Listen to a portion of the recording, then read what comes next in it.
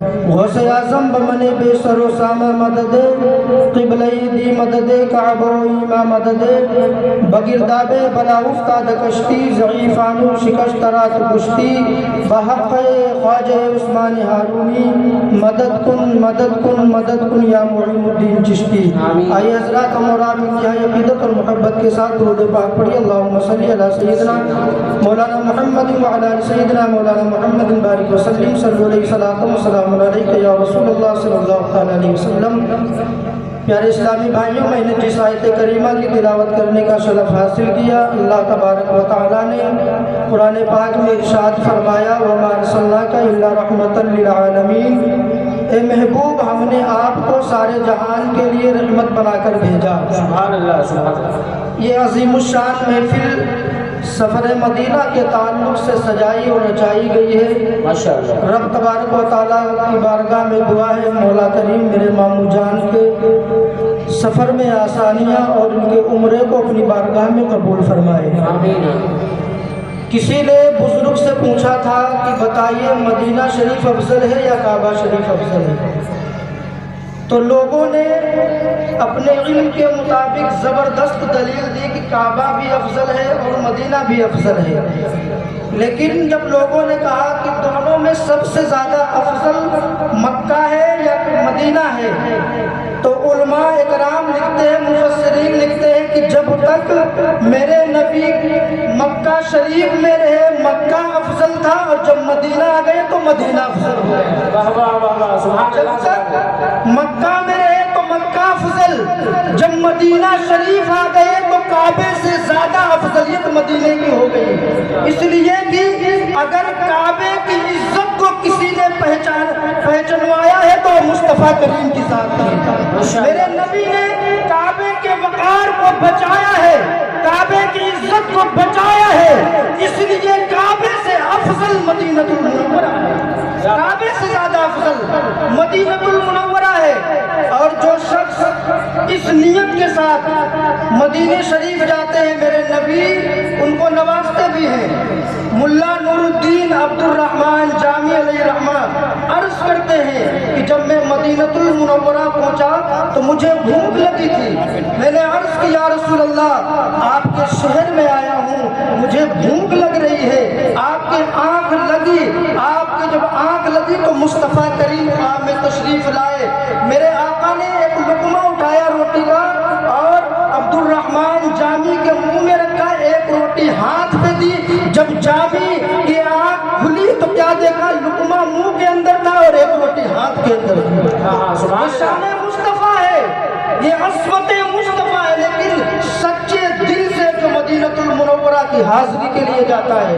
ابھی ایک آیت انہوں نے پڑھی تھی مولانا حنیف صاحب نے کہ وَأَتِمُّوا الْحَجَّ وَالْعُمْرَةَ لِلَّهِ، کہ حج اور عمرہ رب کی رضا کے لیے ہونا چاہیے، دکھاوے کے لیے حج اور عمرہ نہیں کرنا چاہیے کہ اگر آپ دکھاوا کریں گے تو آپ دنیا والوں کو تو دکھا دیں گے، لیکن مصطفیٰ کریم کی بارگاہ میں وہی بندہ مقبول ہوتا ہے جو صدق دل سے مصطفیٰ کریم کی بارگاہ میں حاضری دیتا ہے، وہی حج بھی قبول ہوتا ہے، وہی عمرہ بھی قبول ہوتا ہے۔ لاکھوں کروڑوں خرچ کرنے سے حج اور عمرہ قبول نہیں ہوتا ہے، مصطفیٰ کے عشق میں جو جاتا ہے اسے کا حج عمرہ قبول ہوتا ہے، اسی کا حج عمرہ قبول ہوتا ہے۔ سرکار اعلیٰ حضرت فرماتے ہیں کہ جب میں مدینہ المنورہ پہنچا تو میرے پاؤں میں کانٹا چبھ گیا، تو میں نے کانٹے کو نکالا نہیں بلکہ اسے جو ہے اپنے سینے سے لگا کر کہا ایک کانٹا تیرا پیروں میں مقام نہیں ہے، تیرا مقام تو احمد رضا کے دل میں ہے، اس لیے کہ تو یہ عام گلی کا کانٹا نہیں ہے، اس گلی سے میرے نبی کا گزر ہوا، اس گلی سے مصطفیٰ کا گزر ہوا تھا۔ سرکار اعلیٰ حضرت جاتے ہیں بارگاہ مصطفیٰ میں حاضری دیتے ہیں اور عرض کرتے ہیں یا رسول اللہ احمد رضا نے خواب میں تو بار بار آپ کی زیارت کی ہے، احمد رضا کی یہ خواہش ہے کہ عالم بیداری میں ایک مرتبہ احمد رضا دیکھنا چاہتا ہے، آپ کی زیارت کرنا چاہتا ہے۔ میرے آقا عالم بیداری میں تشریف لائے، سرکار اعلیٰ حضرت نے زیارت فرمائی، آپ سجدے کے لیے جھکنے جا رہے تھے اور میرے نبی نے فرمایا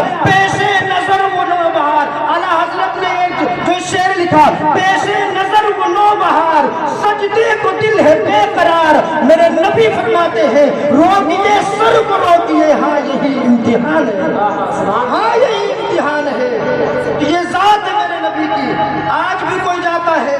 مصطفیٰ کریم اسے اپنے چہرے انور کی زیارت بھی کرواتے ہیں، لیکن دل کے اوپر ہوتا ہے، عقیدت کے ساتھ جائیے، محبت کے ساتھ جائیے، نظریں جھکی ہو، دل کے اندر عشق مصطفیٰ ہو، صلاۃ و سلام کی ڈالیاں ہو، آقا کی بارگاہ میں کھڑا ہو جائے، یا رسول اللہ میری نظر اس قابل نہیں تھی، میرے قدم اس قابل نہیں تھے جو آپ کی بارگاہ میں آ سکے، لیکن یہ آپ کی ذرہ نوازش ہے، یہ آپ کا کرم ہے، جب آپ کو غلام، آپ نے اپنے غلام کو بلا ہی لیا ہے، یا رسول اللہ میرے عمرے اور حج کو اپنی بارگاہ میں قبول کر لے، یا رسول اللہ مجھے اپنے آپ پر گھمنڈ نہیں ہے، یا رسول اللہ میرے پاس کچھ نہیں ہے، میں نمازی بھی نہیں ہوں، مگر یا رسول اللہ آپ کی شفاعت جو آپ کی جو شفاعت ہے ہر حاجتوں کے لیے ہے، یا رسول اللہ میں گنہگار بن کے آیا تھا، لیکن تیری بارگاہ میں آتے ہی میرے سارے گناہ دھل گئے ہیں، یا رسول اللہ جب آپ کے روزے سے جاؤں تو میں جس طریقے سے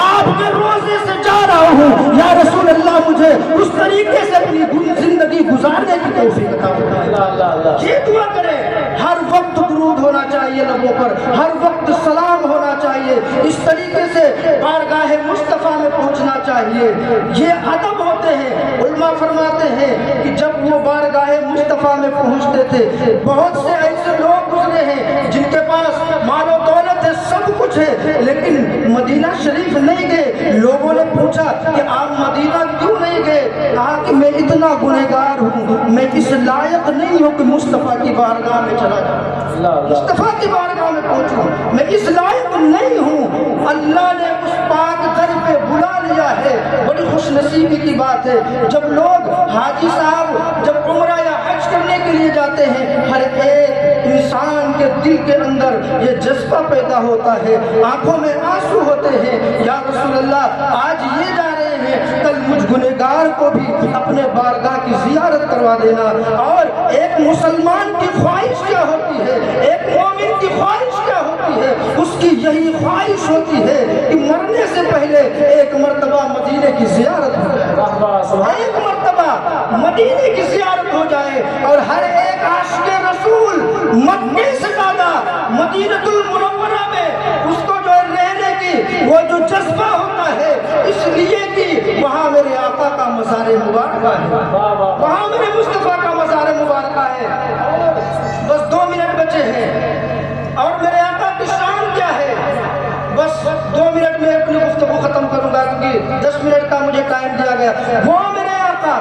مصطفیٰ کریم رؤوف الرحیم صلی اللہ تعالیٰ علیہ وسلم کی وہ ذات مبارکہ ہے کہ اگر آپ مسکرا دیں تب بھی کمال ہے، یعنی آپ اگر مسکرائیں تب بھی کمال ہے، اور آپ اگر ناراض ہو جائیں، غصے میں آ جائیں تب بھی کمال ہوتا ہے، اور غصے پر بھی قرآن پاک نازل ہوتا ہے، مسکرانے پر بھی قرآن پاک نازل ہوتا ہے۔ آپ سوچیں گے کہ انسان جب غصے میں ہوتا ہے تو کوئی کمال نہیں ہوتا ہے، اس لیے کہ جب انسان غصے میں آ جاتا ہے تو کوئی کمال کی بات نہیں ہوتی ہے، لیکن یہ میرے مصطفیٰ کی ذات مبارکہ ہے، یہ میرے مصطفیٰ کا مقام ہے کہ ہنسے تو بھی کمال ہوتا ہے، مسکرائے تو بھی کمال، غصے میں آئے تو بھی قرآن۔ جنگ حنین تھی، جنگ حنین تھی، لوگ جو ہے تو بھاگنے لگے تھے، لوگوں کے پیر اکھڑنے لگے تھے، لوگ مسلمانوں کا پیچھا کرنے لگے۔ میرے آقا کو غصہ آیا، آپ نے غصے میں آ کر چند اپنی مٹھی سے کنکریوں کو اٹھایا، کنکریاں اٹھانے کے بعد آپ نے کافروں کی طرف مارا کنکریوں کو۔ لوگ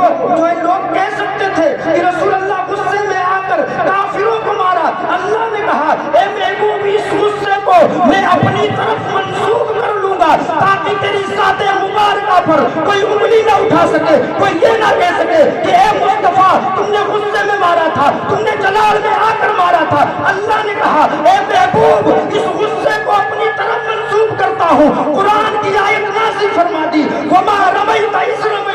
ولکن اللہ رما۔ اے محبوب کنکریاں تو نے نہیں ماری، کنکریاں میں نے پھینکی، ہاتھ تیرا تھا پھینکنا میرا تھا، ہاں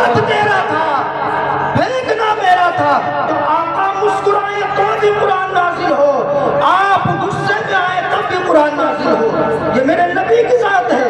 یہ میرے آقا کی ذات مبارکہ ہے. لوگ کہتے ہیں کہ چادر میں کتنے گنہگار سما جائیں گے, کتنے لوگوں کو بخشوائیں گے. میں نے کہا جنگ حنین پڑھ کے دیکھ, جب ایک ہاتھ میں کنکریاں میرے نبی نے اٹھائی, ہزاروں تک کنکریاں پہنچی. جب ان کی مٹھی کی کوئی مثال نہیں ہو سکتی تو ان کی چادر کی شان کا عالم کیا ہوگا, ان کی چادر کی شان کا عالم کیا ہوگا. رب کریم کی بارگاہ میں دعا ہے کہ رب کریم ہمیں مدینہ المنورہ کی زیارت نصیب فرمائے. مولا میرے بولنے میں جو بھی غلطیاں اسے معاف فرمائے. وآخر دعوانا